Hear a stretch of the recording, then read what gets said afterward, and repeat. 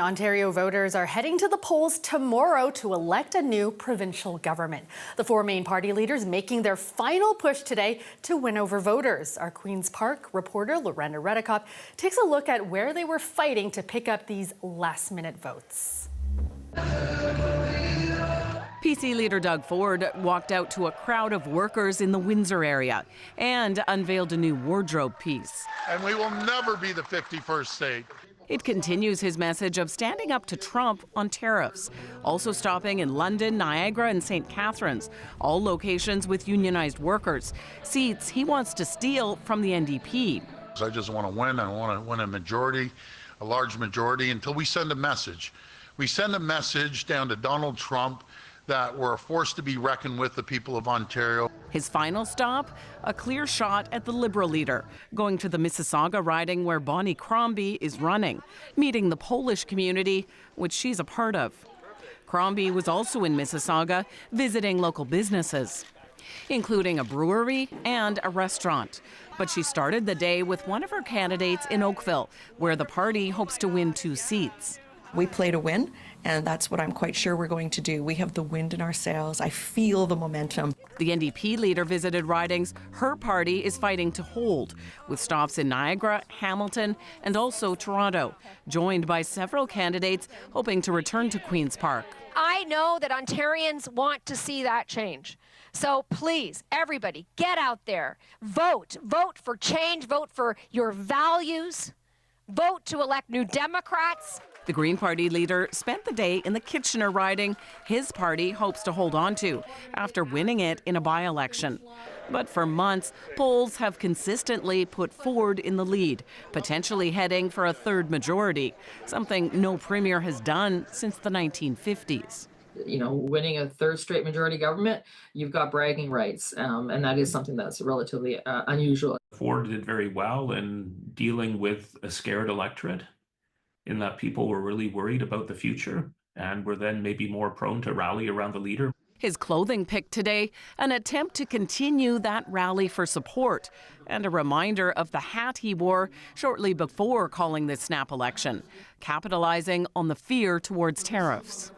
Ford clearly feeling good today. Man, I want to be premier forever. Ontarians head to the polls tomorrow. Lorena Redekop, CBC News, Toronto. One person has been critically injured after a shooting tonight in the city's West End.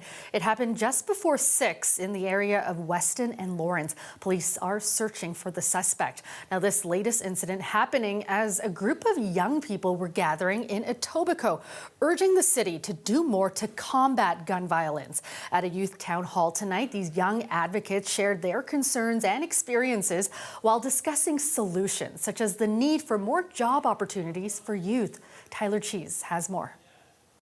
The Toronto Youth Cabinet is here in Central Etobicoke to bring young people together to amplify their voices and to really hear from them firsthand as to what are the solutions to address gun violence and the rise in community safety issues here in the city of Toronto. This event comes following the death of 16-year-old Isaiah Foga. Foga was one of 2 people shot in an Etobicoke apartment building on February 5th. Now the Toronto Youth Cabinet feels a frank discussion about gun violence in the area is desperately needed. We're seeing a lot of, once again, a rise in violence, rise in carjackings, jewelry store robberies, all being disproportionately perpetrated by young people. The group is calling on the city as well as other levels of government to do more to support young people.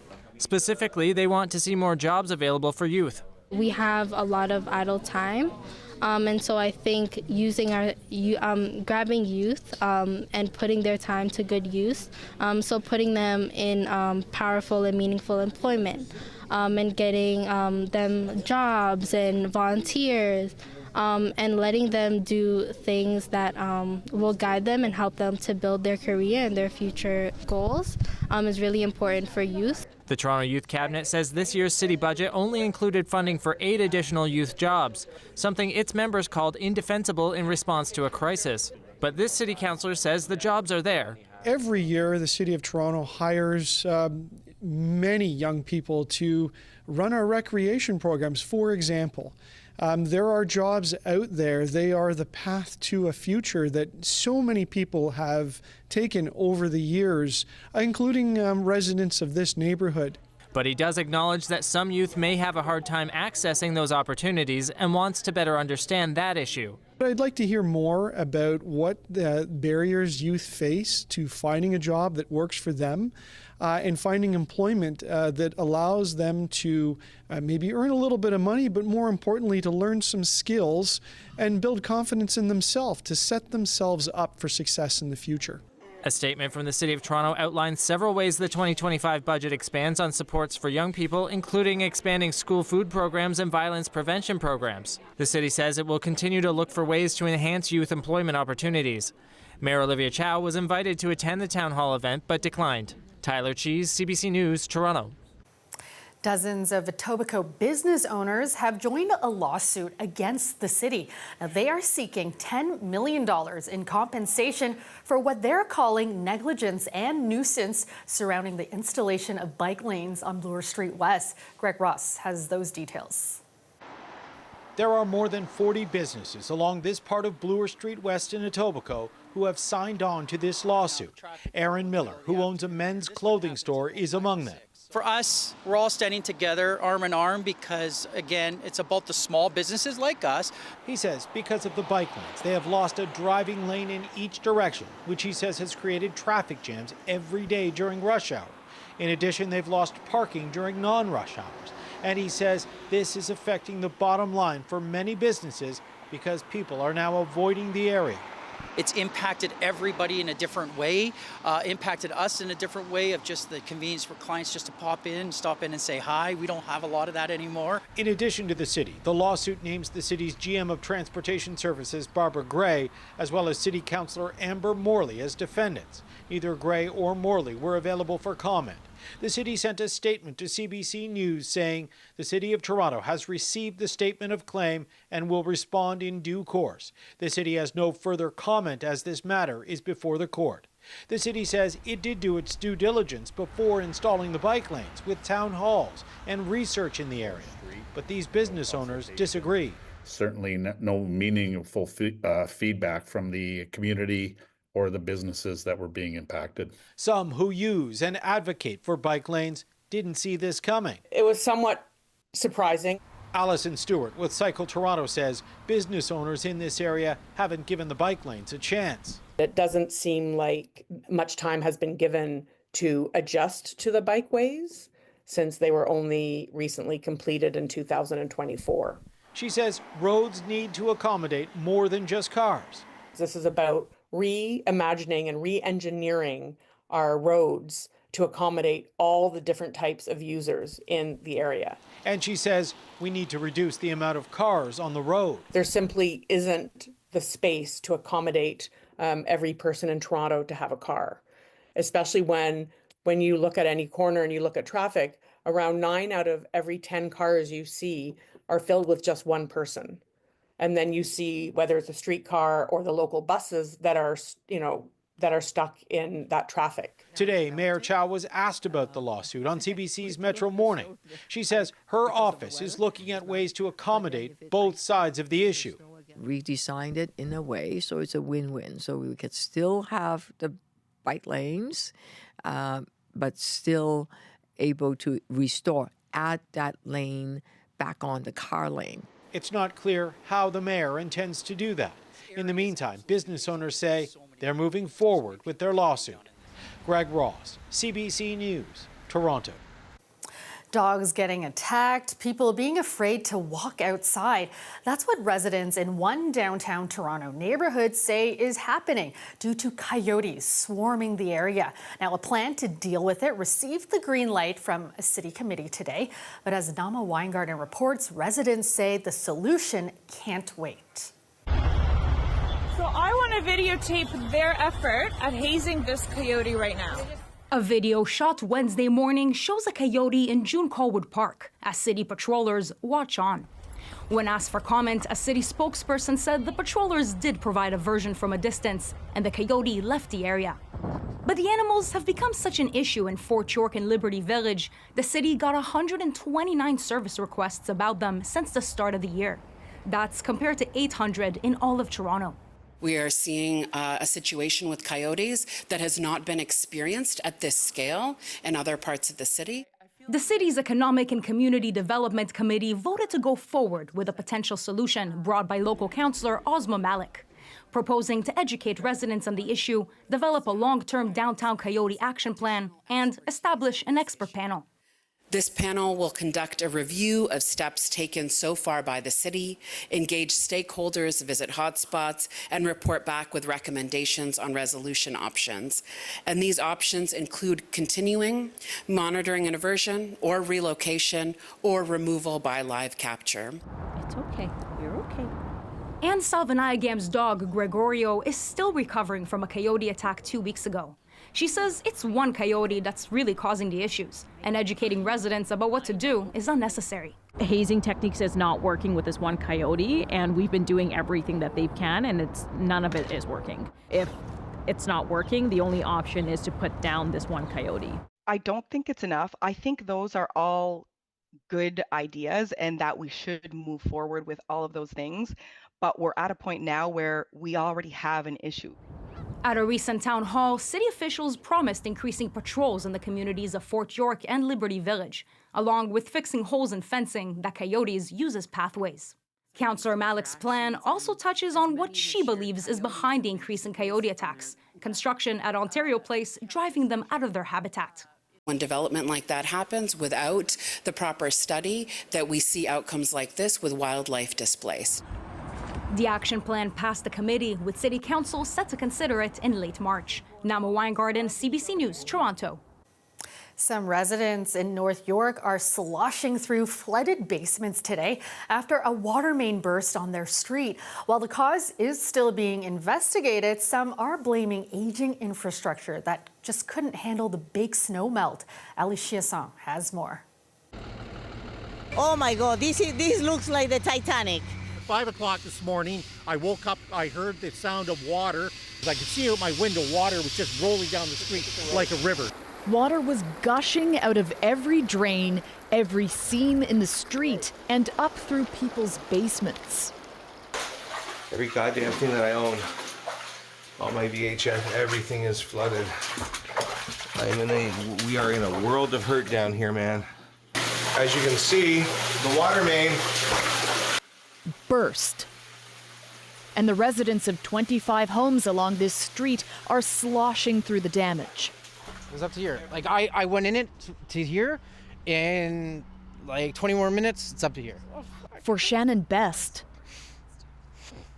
talking about the family heirlooms he lost, like his mother's keepsakes, is really hard. Sorry, just give me a minute. Yeah, she's got a chest full of her mom's like crocheted things from Macedonia, the old country, and wrecked. So how did this happen? We asked an expert in flood and property damage. We see these water mains every year, especially the worse the winter is, then generally we see more water main breaks. And what we are experiencing now with the cold, then thaw, and the melting remnants of recent snowstorms could have been too much for the street's water main, which was installed in 1952. That certainly is an older water main.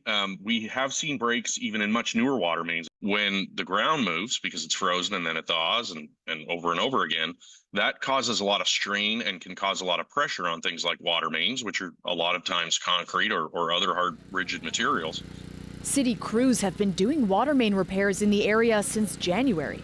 But like anything, if you've got a tire that you've patched 3 times, you can only put so many patches on it. You'll see all the patchwork that's been done on this road so many times. You'd think that after the city being here so many times over the years, that somebody would get it right. The city says they are investigating the cause. Meantime, several families on Pelmo Crescent will be staying in hotels until power is restored to their homes. Ali Chiasson, CBC News, Toronto. Welcome back. The city of Brampton is creating a task force to help local businesses find new trade partners amid the threat of U.S. tariffs. Would deeply affect businesses in Brampton. And I want to assure you, as mayor and council, we're going to do everything we can to stand up for these workers. It is unfortunate, it is unproductive, it will hurt both the U.S. and Canada. So we must take this very seriously. We must speak with one voice from every level of government in a united fashion, and Brampton will certainly do that. More than 500 businesses in Brampton export goods to the U.S. Some of those goods include auto parts, steel, and aluminum. The task force will also continue to engage with American companies and politicians. In this final week of this election campaign, the Green Party has been campaigning hard in select ridings that it believes it can flip. And one of those key ridings, Parry Sound, Muskoka. It's voted PC for more than 2 decades, but recent poll numbers show it could be a toss-up this time around. Farmer Rally has a preview. It's not easy to spot election signs in Bracebridge. Not because they aren't there, but, well, many are buried underneath or on top of meters of snow. But on the high street, clear signs an election is happening. Wondering what the issues are for you, the things that you're going to be voting on come Thursday. Well, one of the biggest issues, and I know it's also a provincial issue, is housing. I just know way too many people who have, they're at the whim of their landlord. If their landlord decides to sell, there's not a lot to choose from. I think there's a number of them. I mean, I think our healthcare system is not in good shape at all. I think our environment, what Doug Ford has been doing in terms of, he did one thing where he took back the green belt, but that was after some pressure. Definitely housing, affordable housing for people.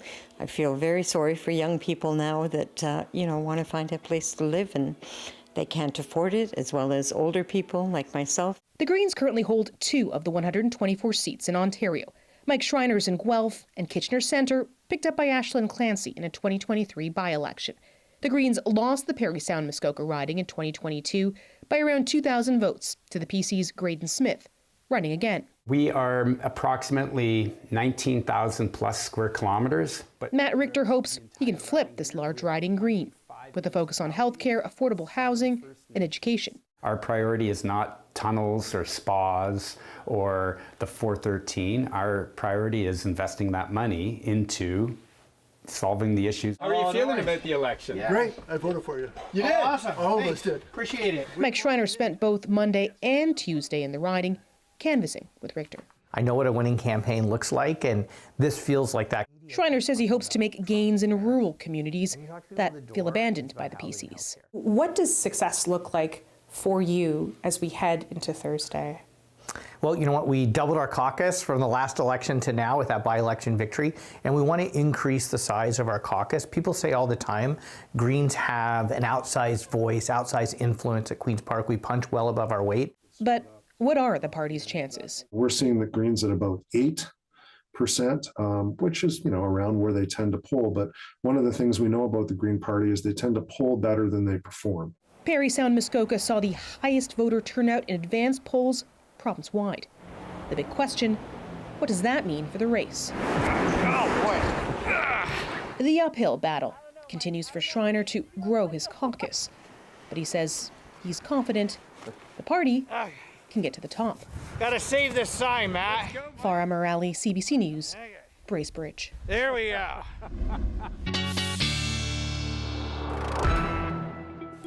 All right, let's go to Colette Kennedy now for a check on the forecast. And Colette, we have some new systems moving in, but the bigger one is still a couple days away. Yeah, Kelda, after, systems that have been moving through, like the one from yesterday, relatively weak, the one coming tonight, a little stronger, but still not a lot of moisture. Well, then we're seeing changes in the jet stream coming our way, and that means the next one that'll be lined up for Friday and into the weekend could be more significant. What I mean by that is we're starting to get this ridge in the west that wasn't there yesterday with the jet stream, which will set up more of a trough and allow for a stronger storm event as we get to the end of the week. But I don't want to get ahead of ourselves because we do have to talk about what's going to be happening tonight through the rest of the overnight into tomorrow morning. Just looking, though, at the daytime highs and how mild things have been. Of course, there were freezing areas this morning and slick spots. Then that temperature rises. We get into more melt. And then overnight tonight, we are adding to it, which mostly this is going to be kind of some mixed precipitation, 2 to 4, even 5 centimeters of very wet snow into the GTA, closer to the lakeshore, more of that ice with rain mixture and kind of the same thing around Hamilton, and likely just staying as rain showers for the Niagara region. There you may be looking at 5 to 10 millimeters of rain instead of those few centimeters of that wet snow. Into Thursday, still the morning commute being impacted by this, and even into the afternoon, although it pulls away, we get a northwesterly flow, so that will begin to set up some lake effect squalls, and some of that mix comes back into the GTA. So could be slow traffic not only tomorrow morning, but for the afternoon and evening commute as well. And then it'll be this next player having an impact Friday afternoon, Friday evening, and overnight. And that's the one where we could be getting more of a 5 to 10 centimeters of new snow because of some colder air that will accompany it. With this system tonight, not that much to worry about. Much of it kind of will dissipate on us as it melts. Overnight, 0. And then for tomorrow afternoon, we're still above freezing with our daytime highs. Nice to see that 2 to 3 degrees by afternoon, 2 at Pearson. And then for Friday, here we go. That system that comes in, it's only -1 overnight Saturday with a high of 1. But check out Saturday night, -14. Much colder air behind that. And then Sunday, we may clear out, we may get some sunshine coming back, but that little, taste of spring will really be over with -7, the daytime high, and another cool night Sunday night into Monday. All right, thanks so much, Colette. And that's our show for you tonight. Thanks for joining us. Have a great night, everyone.